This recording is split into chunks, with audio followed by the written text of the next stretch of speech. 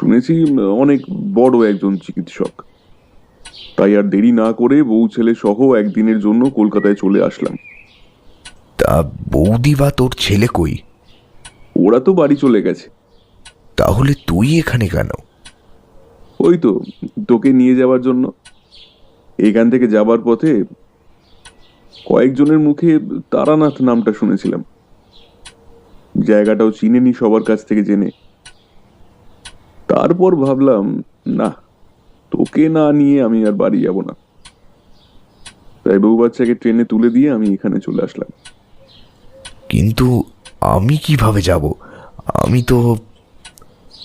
কমল আমাকে সব কথা শেষ করতে দেয় না, তার মাঝেই বলে ওঠে, আহা, আমি কি তোকে পুরোপুরি চলে যেতে বলেছি নাকি? তুই তোর বউকে নিয়ে চল আমাদের বাড়িতে, কয়েকদিন থেকে আয়। এতে তোর আর অসুবিধা থাকার কথা নেই তো? বেশ, কিন্তু আমরা দুজন নই এখন। এখন আমরা তিনজন, বুঝলি? আর একজন কি? কে আবার? আমার মেয়ে। তোর মেয়েও আছে? কত বয়স তবে? ওই তো 1.5 বছরে পা দেবে এই কার্তিক মাসে।